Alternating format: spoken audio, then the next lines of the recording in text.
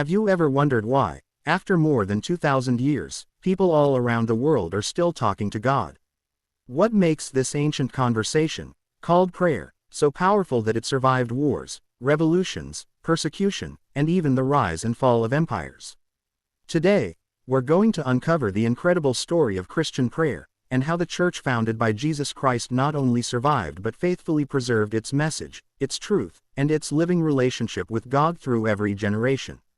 Stay with me until the end, because you're about to discover how the first followers of Christ really prayed, how their spiritual fire shaped history, and how you can enter that same conversation with God right now.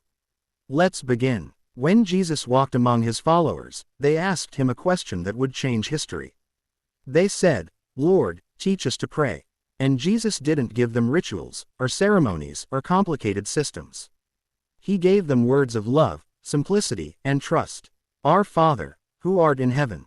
These words were revolutionary. For the first time, humanity was invited to call the creator of the universe Father. Not a distant ruler, not an unapproachable master, but loving Father. Jesus showed that prayer wasn't about performance, or about impressing others.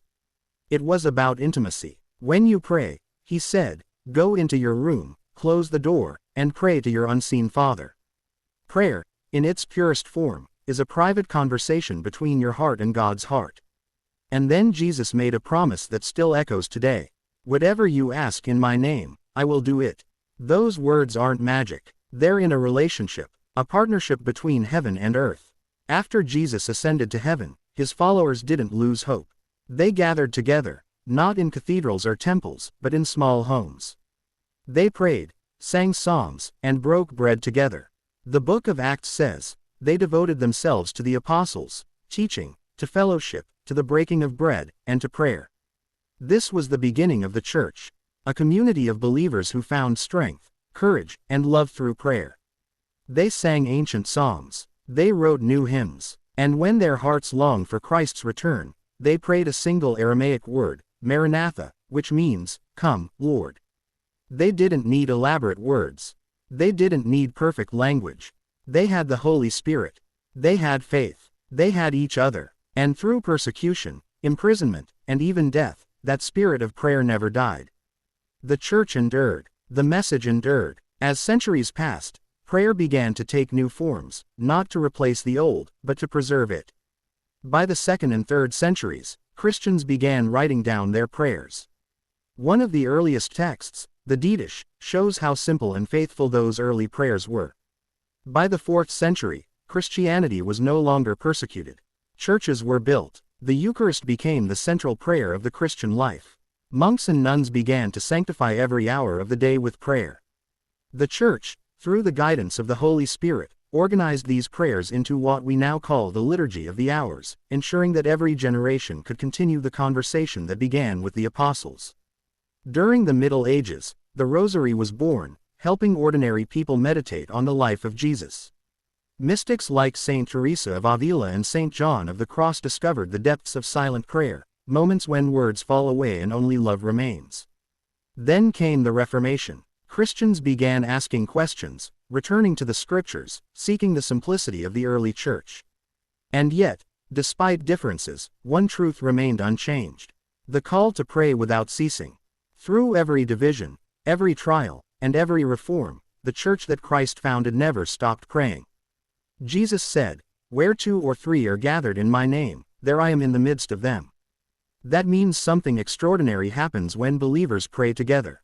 It's not just a gathering. It's an encounter with the living Christ. From small homes in ancient Jerusalem to great cathedrals and monasteries, from whispered prayers in prisons to joyful songs in open fields, the presence of Christ has always been with his people. Even today, we see it. People gather in small prayer groups, in local churches, in massive worship events, in homes and online communities. Whether it's the silence of adoration, the power of liturgy, or the freedom of spontaneous prayer, one truth remains. When we pray together, Christ is with us. Now let's make it personal. Maybe you're wondering, what does all this mean for me? Here's the truth. You don't need complex formulas. You don't need an intermediary. You don't need perfect words. Through Jesus, you already have direct access to the Father. You can pray right now. In your room, in your car, in your heart. Tell God what's inside you. Your joy, your fear, your gratitude, your confusion. He listens. He understands. You can also pray with others, in church, in small groups, or with a friend who believes. Because faith grows stronger when shared. Prayer is not a ritual. It's not a rule. It's a relationship. It's life with God. From the hills of Galilee to the homes of the first Christians, from the monastic chants of the Middle Ages to the churches of today, one thing has never changed. Prayer works. Prayer transforms. Prayer connects heaven and earth. And that's why the church founded by Christ has endured. Through every persecution, every storm, every doubt, the church has never stopped praying, never stopped believing, and never stopped inviting the world to know God. Because this church, Christ's church, is alive, and prayer is its heartbeat. So now, the question is yours. Are you ready to begin that conversation with God? You don't need to wait. You can start right now. Speak to Him like you're speaking to me. Be honest. Be real. He hears you. You're not alone. Millions before you have walked this same path.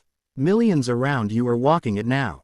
And through it all, the voice of the church continues to whisper, pray. Trust. Believe. Because God is listening. And He always has been.